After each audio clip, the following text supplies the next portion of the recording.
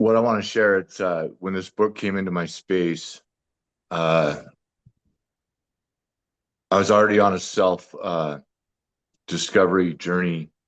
I've been on this journey in solitude for 8 months now.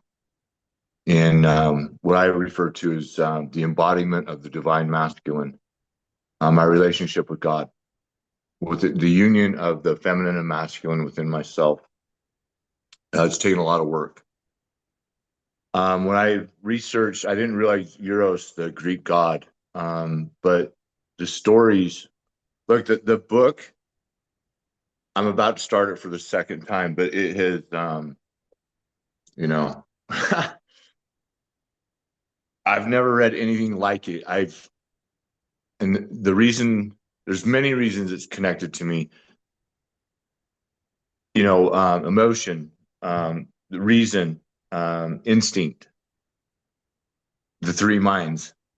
I can go on and on about how this is resonating in my own life and learning for myself to fully love and accept my world.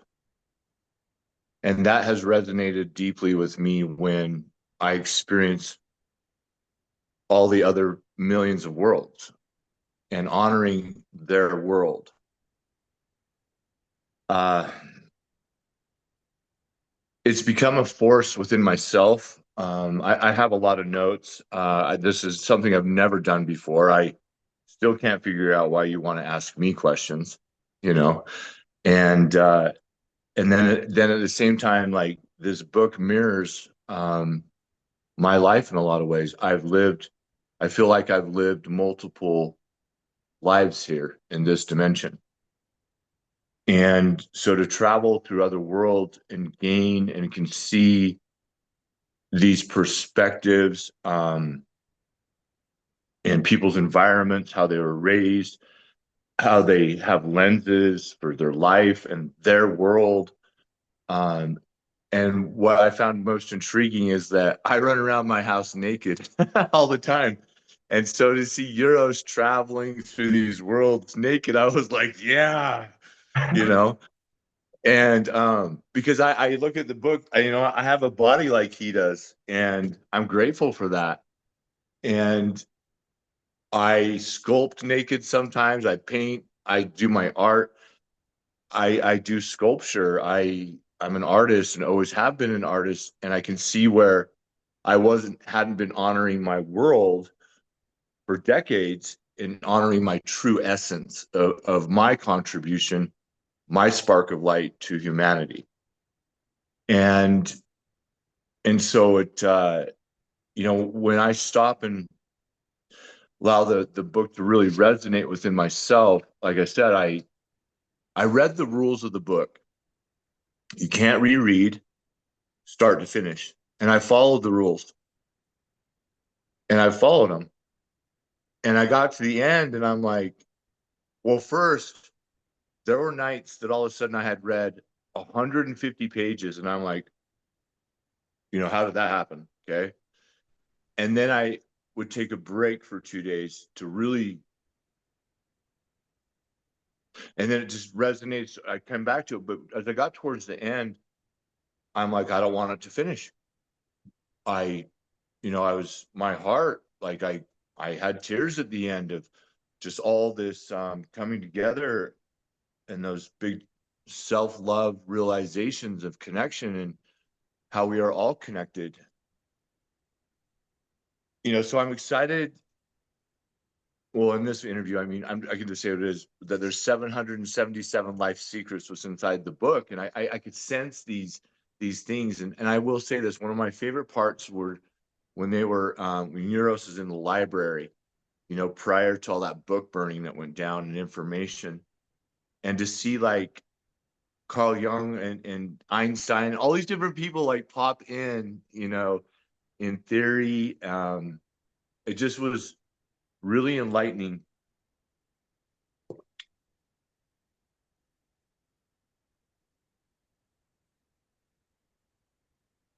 And really sitting with the idea of what's going on in time and space right now in our world. And people are longing for connection and the connection within themselves, and finding that within, finding their God, finding God on a universal, bigger part of that.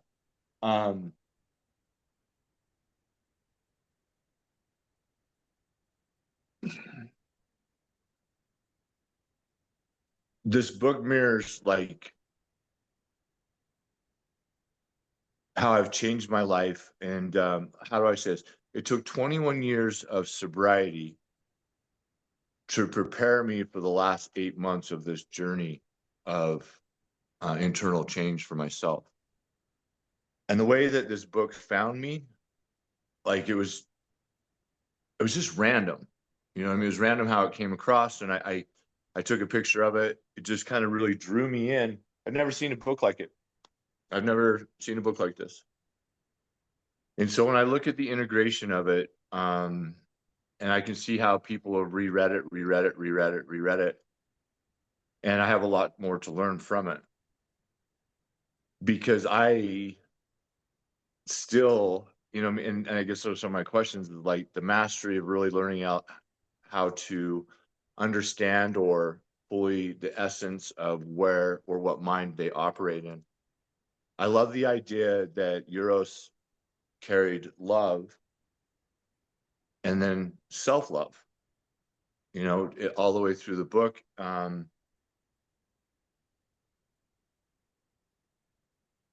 It's like the worlds keep popping into my space as I'm going through life and integrating the book and my own personal studies, prayer, meditation.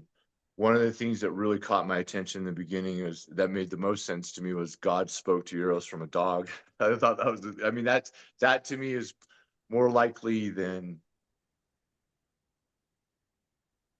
anything, you know.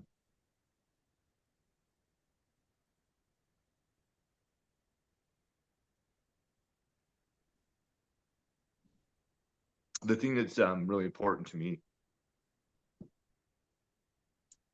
is learning to love my world fully, every part of it. And that's honoring God. Even when the hard things come, like it's a blessing, it's a learning lesson, it's an opportunity to grow, it's an opportunity to expand.